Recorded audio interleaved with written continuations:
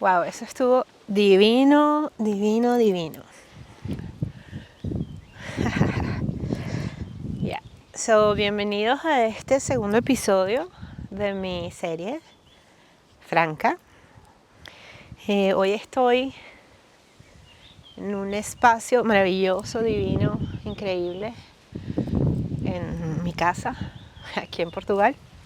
Estoy viviendo impermanentemente en una comunidad maravillosa llamada Fulls Valley, donde soy parte del equipo creativo. Estoy trabajando en mi propio proyecto Arte Terapia No Clínica y trabajo somático con el cuerpo para trabajar el trauma almacenado en el cuerpo, para trabajar la autenticidad a través del arte, el trabajo interior profundo y sanar, porque la vida es un continuo proceso de sanación.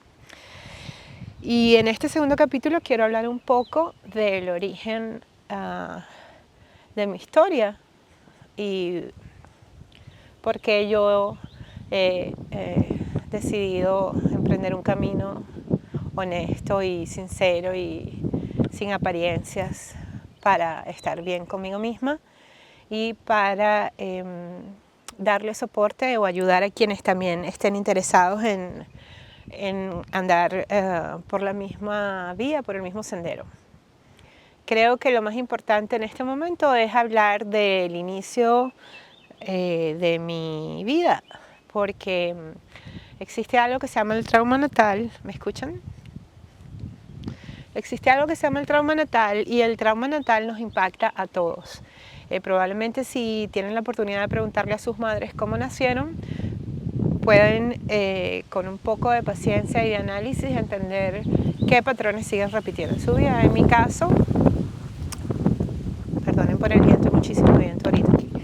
En mi caso, yo estuve internada recién nacida porque sufrí de una enfermedad común en los niños que se llama ictericia, pero en mi caso fue bastante severo. Tengo entendido que me hicieron una transfusión sanguínea y pasé mucho tiempo sola en esa incubadora siendo una bebita recién nacida. Y eso generó de inmediato, para siempre, un impacto en mi vida del que si yo no me hago consciente probablemente aún estaría padeciendo muchas de esas consecuencias. Entonces, luego de ahí pues crecí en el hogar de mis abuelos maternos desde prácticamente que salí de la clínica. Me gustaría decirlo de otra manera, pero la verdad es que mis padres me abandonaron al cuidado de mis abuelos. Y por un lado yo estoy muy agradecida de haber crecido en este hogar con mis abuelos. Era un hogar ítalo-venezolano, mi abuelo era italiano, mi abuela venezolana. Sin embargo, aparte de las cosas maravillosas, del amor que recibí, de los cuidados, de los mimos, de la atención, realmente también crecí en un hogar con unas reglas muy severas y con unas exigencias muy severas. Y eso, por supuesto, también trajo consecuencias. Como niña, fui una niña muy curiosa, fui una niña muy tremenda, fui una niña hiperactiva, una niña muy inteligente, una niña ultra creativa. Y por supuesto eso hacía que yo estuviese siempre inventando, como dicen por ahí. Y en mi caso, toda esta curiosidad y toda esta hiperactividad y esta creatividad no fue bien encaminada, sino que fue sesgada, fue juzgada y en muchas oportunidades incluso castigada, lo que hace que como niña quedan solo dos caminos: o uno se convierte en una niña o un niño sumiso que se atiene a las reglas por miedo a las consecuencias, o uno se convierte en un niño rebelde, que fue mi caso, por supuesto. Y no solo no te atienes a las consecuencias realmente son como un daño colateral. Pero vivir la vida desde la rebeldía, si bien tiene cosas maravillosas, también es bastante complicado porque nos exponemos a cosas y a situaciones muy precoces y muy innecesarias. Y pues eso también generó un impacto en lo que luego fue mi adolescencia y en lo que fue mi vida adulta como joven adulta. Con esto, ¿a dónde vengo? Vengo, por ejemplo, quiero explicar un poco cuál es el impacto de una crianza severa en la infancia. En mi caso, desafortunadamente mi abuelo inmigra a Venezuela cuando es muy joven, justo después de la Segunda Guerra Mundial, para apoyar a su familia en Italia. Tengo entendido que su padre fue incluso a la guerra. Y él llega, obviamente, como una persona que tiene 18 años, ahora podemos entender que es todavía un niño, a un país maravilloso como lo era Venezuela, pero carga todo este trauma posguerra con él. Y para el momento en el que yo llego a la vida de ellos, previo a mi existencia, yo no quiero ni tengo nada que hablar, pero ya cuando yo existo en esta familia, me encuentro, o el lugar, en el hogar donde soy criada es un hogar lleno de muchísimas reglas, muy severas, muchas restricciones y una forma de castigarla que se sale de la regla muy severo también. La brecha generacional tampoco ayudó mucho porque no era lo mismo, por ejemplo, que mis padres me hubiesen criado a que me hubiesen criado mis abuelos. Yo crecí como una niña muy mal criada, como una niña muy consentida. A mí nunca me faltó nada, gracias a Dios. Estudié en buenos colegios, ellos consideraron que lo mejor era que estudiara en colegio de monjas. Y entonces aquí viene otra parte muy complicada de estudiar en un colegio de monjas siendo una niña como yo. Lo fui, y es que las monjas fueron incluso más severas aún que mis abuelos. Y yo diría que fueron mis primeras bullies, porque incluso ellas eran partícipes de invitar a las mamás de mis amiguitas a que no las dejaran juntarse conmigo porque yo era problemática. Y mis problemas eran que realmente era muy curiosa y no tenía mucho miedo de muchas cosas. Sin embargo, obviamente aquí estoy, quiere decir que realmente nunca hice nada completamente o absolutamente peligroso o riesgoso. Pero sí, fue así, entre las monjas, las mamás de mis amiguitas y probablemente también personas en mi familia, toda esta hiperactividad, toda esta curiosidad fue bien juzgada, fue muy castigada, y a veces los castigos fueron muy severos.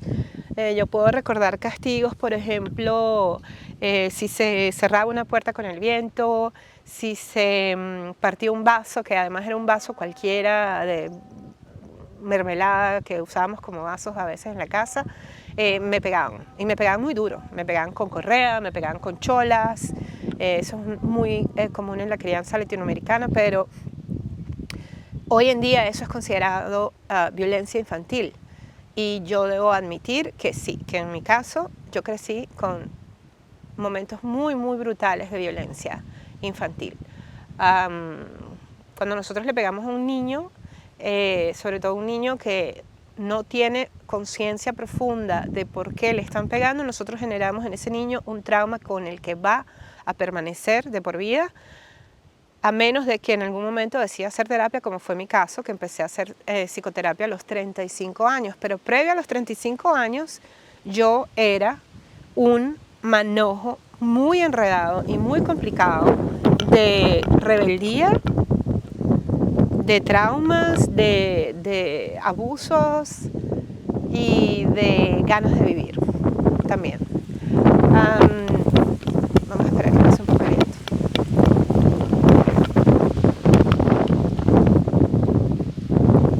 Y así dejo que se me seque un poco el cabello.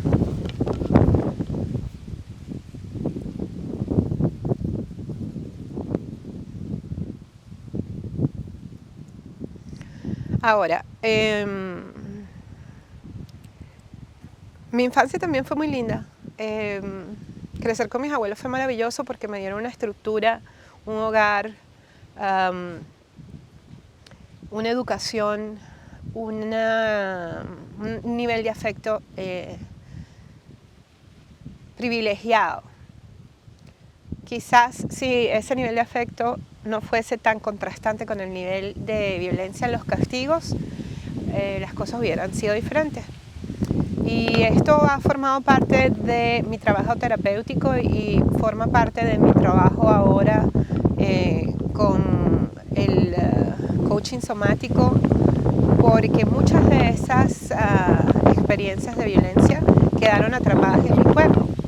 Desde haber estado sola en esa incubadora cuando era una recién nacida, hasta haber sido brutalmente golpeada a los 14 años con una correa, que en esa paliza, como decimos en Venezuela, fue tanto lo que me dio mi abuelo que me abrió la espalda y yo tenía latigazos en la espalda. Y la razón era porque él me encontró con mi novio del momento, yo tenía un noviecito, una cosa súper inocente realmente, pero en mi casa estaba prohibido. Como en mi caso estuvieron prohibidas muchas cosas que eran muy normales para otras niñas y para otros niños desde muy chiquita. Entonces, por ejemplo, en mi casa estaba prohibido ir al cine, estaba prohibido ir a fiestas, y para yo poder hacer todas estas cosas, yo simplemente mentía, porque yo entendía que no había nada de malo si mis amistades lo hacían y si en el contexto en que se daban estas fiestas y estas idas al cine, por ejemplo, todo era muy saludable. Yo crecí y tuve una infancia y una adolescencia en la que no tuve contacto directo con droga, por ejemplo. Sí tenía este rasgo muy precoz de ser como bastante lolita, y sí inicié mi vida sexual muy joven y muy precozmente. Sin embargo, con todo y eso creo que lo hice bastante bien porque pues no quedé en estado siendo adolescente, no consumí drogas, siempre llegué a mi casa, no bebía. Yo empecé a beber, sí bebí en la universidad, luego realmente no me gusta mucho beber ahora, pero es eso como en el origen de todas las cosas. Empieza nuestra vida con nuestro nacimiento y ahí empieza nuestro cerebro a impregnarse con las experiencias que estamos viviendo. Si nuestro nacimiento fue traumático, si nuestro nacimiento o inmediatamente al nacer nuestra primera experiencia de encuentro con la vida fue traumático, como en mi caso, fui de inmediato llevada a una incubadora en la que pasé casi 3 semanas, por lo que tengo entendido, eso genera en mí esta necesidad de, por ejemplo, toque. Yo necesito constantemente, claro, es algo que he ido trabajando y pues está mucho mejor con el tiempo, pero yo soy una persona a la que le encanta que la estén tocando. Me gusta, me ancla con la realidad, me siento muy bien. Y si me observan en mi lenguaje corporal, yo estoy constantemente en esto, me estoy tocando, estoy como afirmando que estoy, que existo y que estoy aquí. Y fue y es una necesidad primordial en mi vida, el toque. Luego, el que mis padres me hayan abandonado en la casa de mis abuelos tiene, como todas las cosas en la vida, un lado positivo y un lado negativo. Y en el lado negativo es que yo cargo conmigo una herida muy profunda de no pertenencia, porque desafortunadamente hubo personas en mi vida, en mi familia incluso, que me dejaban muy claro que yo estaba allí recogida, que esos no eran mis padres, aunque yo crecí llamándolos papá y mamá, sabiendo que no eran mis padres. No fue que ellos me engañaron, siempre supe que tenía una madre, siempre supe que tenía un padre, siempre supe que no estaban presentes y además siempre sabía dónde estaban mis padres. Pero sí, esta cosa de que, incluso como un juego, a veces jugamos y los niños no entienden que es un juego. Recuerdo que me decían que a mí me habían recogido en un basurero porque a mi mamá me había dejado botada en un basurero. Y eso para mí me pareció una cosa tan horrible. Y luego se convirtió en algo que me hizo como no entender cuál era mi valor en la vida, porque yo decía, como una niña, bueno, me recogieron en el basurero. Otra cosa, por ejemplo, que hacían comentarios sobre En mi familia somos todos muy mezclados porque hay mucha mezcla sanguínea. Hay mezcla con españoles, hay mezcla con italianos, hay mezcla criollas, indígenas, tengo raíces africanas, tengo raíces, es más, en Venezuela realmente muy pocas personas pueden decir que son pura raza, cualquier raza. Entonces, pero en mi hogar, por ejemplo, éramos de varios colores. Mi abuelo era blanco, mi abuela era india. Yo crecí con un tío al que amo y amé muchísimo. Ya no está con nosotros, pero como un hermano mayor. Mi tío era moreno, pero como con rasgos muy arábicos. Y yo morena, como ustedes me ven. Y recuerdo que mi tío en juego me decía, es que tú eres negra porque comiste caraotas, que te daban tetero o biberón de caraota cuando eras chiquita. Y eso para mí era una cosa horrible de imaginar como niña. Claro, creciendo uno entiende que eran bromas y uno empieza como a ubicarse. Pero, por ejemplo, esta herida del abandono y de la no pertenencia es algo que yo sí sigo llevando conmigo. Y obviamente soy ahora muy consciente de eso y llevo muchos años trabajando. Pero en ciertas situaciones se activa. Y eso me ha llevado a entender que mi lugar en la vida está aquí, en este cuerpo, en este lugar aquí donde estamos, en este lago hermoso. Este es mi hogar hoy. Y este es mi hogar mañana si quiero. Y puede que no lo sea en un mes. Y sin embargo, yo, porque estoy enraizada en mi cuerpo, de nuevo, yo estoy bien. Y me encanta, me encanta. Ahora, para cerrar un poco el origen, como quiero que se llame este episodio, quiero entonces resumir o traer de nuevo esta observación sobre cómo criamos a nuestros niños. Si nosotros tenemos una forma de criar a nuestros niños con mucha severidad, con muchas reglas, y no observamos a ese niño, no prestamos atención y entendemos cuáles son las cualidades de ese niño, sino que las juzgamos porque fuimos juzgados cuando éramos pequeños, porque además quienes nos criaron fueron juzgados también. Y algo que es definitivamente una cosa positiva y resiliente es catalogada como algo negativo y peligroso.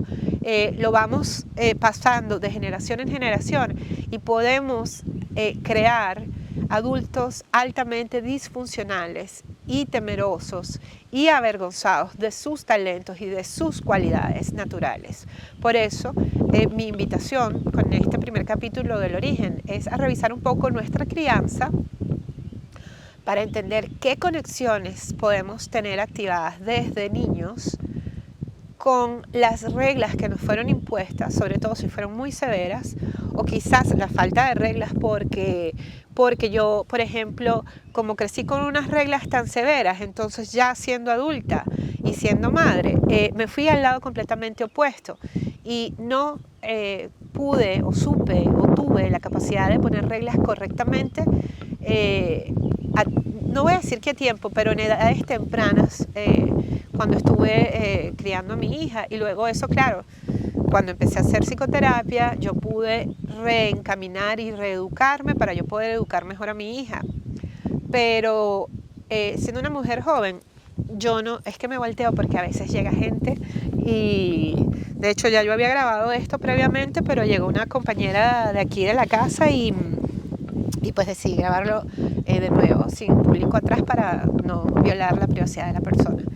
Entonces, recapitulando, es observar cómo estamos criando a nuestros niños y quiénes son esos niños. Esos niños no nos pertenecen, esos niños no tienen por qué parecerse a nosotros, esos niños no tienen que hacer lo que nosotros queremos que ellos hagan, esos niños no tienen por qué estudiar lo que nosotros decidimos por ellos, esos niños no tienen por qué vivir la vida que nosotros no vivimos o vivir la vida que nosotros vivimos y nos dañó. Si ustedes tienen un niño o una niña en casa, es tan hermoso el poder de tener a un ser tan inocente, tan puro, expresando esa pureza y expresando esa inocencia y sentarse a observar a este niño o a esta niña y entender las cualidades y entender en dónde estas cualidades pueden hacer que esta pequeña persona luego pueda atraer cosas maravillosas a su vida por desarrollarlas o donde hay que reencaminarlas, pero no juzgarlas, no castigarlas, no hacer bullying por estas cosas, porque vamos a afectar definitivamente el futuro de ese pequeño ser que llegó a nuestras vidas para enseñarnos, más que para nosotros enseñarles a ellos. ¿Qué tenemos nosotros que hacer con nuestros niños? Observarlos, entender si es un niño tímido, si es un niño extrovertido. Yo, por ejemplo, como ya lo dije, fui extrovertida, curiosa, hiperactiva, muy sensible. Yo fui una niña extremadamente sensible. Era sensible a la música, era sensible a las imágenes, era sensible a las novelas, por ejemplo. Esto es otra conversación que vamos a tener. Crecer viendo novelas es una de las cagadas más grandes que nos puede pasar en Latinoamérica, sobre todo a las personas más o menos en mi generación. Si nacieron en los 70 y los 80, bajo la influencia de las novelas, tenemos unos patrones y unas creencias sobre el amor, sobre los dramas, sobre las relaciones familiares que son altamente tóxicos. Entonces, si tenemos en casa a un niño, en portugués se dice crianza y es la palabra que me viene, un niño es crianza en portugués. Entonces, si tenemos a una crianza, si tenemos a un niño en la casa que es curioso, que le gusta jugar, que le gusta investigar, que le gusta experimentar, ¿cómo podemos guiar a ese niño para que entonces toda esta curiosidad sea canalizada hacia juegos constructivos, en vez de ser castigado? Y entonces el niño no solamente se siente culpable cuando está siendo feliz mezclando, por ejemplo, una crema con azúcar, o se siente amenazado porque tiene miedo de que lo descubran. Y luego, si tenemos, por el contrario, un niño muy tímido, una niña reservada, no obligarlo a hacer cosas que no son parte de su naturaleza, sino proteger y cuidar y saber contener y respetar esta parte íntima, esta parte que mantiene a este niño o a esta niña dentro de su pequeña burbuja. Hablando de burbujas, también quisiera comentar que una de las cosas que a mí me ayudó mucho a sobrevivir este miedo de estas reglas tan severas y de estos castigos que podían venir de una puerta que se tiraba, estaba el hecho de que yo sí tuve la fortuna de tener un cuarto solo para mí. Y en este cuarto, bueno, porque crecí como en esta abundancia en la que no me faltó nada, yo también tenía un mundo muy personal y muy hermoso en el que yo podía jugar, en el que yo podía crear, en el que yo podía bailar, en el que yo me movía y en el que yo existía y en el que sigo existiendo. Yo me siento muy bien cuando estoy sola, yo me siento muy bien cuando estoy en mi cuarto a puerta cerrada. Es como el espacio, el lugar en el que yo puedo ser más yo. Y no muchas personas son bienvenidas en este lugar y en este espacio porque no eran bienvenidas en ese lugar y en ese espacio cuando yo era pequeña, porque eran una amenaza. Entonces voy a dejar este capítulo hasta aquí. Tomen lo que les sirve. Espero que sea de alguna utilidad, sea porque ustedes pueden reconocer cómo en su propia crianza, cómo en su propia, cómo en su propia, en español es propia, cómo en su propia crianza, la forma en que fueron criados, afecta su vida adulta. ¿Cómo están criando a sus niños si tienen niños? ¿O cómo podrían criar a sus niños si aún no los tienen? ¿Cómo pueden darle soporte a sus sobrinos, a sus primos? ¿Cómo pueden estar presentes frente a un niño que es un niño inquieto, que es un niño hiperactivo? ¿O cómo pueden darle soporte y contención a un niño que por el contrario es un niño más tímido y más reservado? Recuerden siempre que de estructuras muy rígidas y severas, solo hay dos caminos posibles: o una sumisión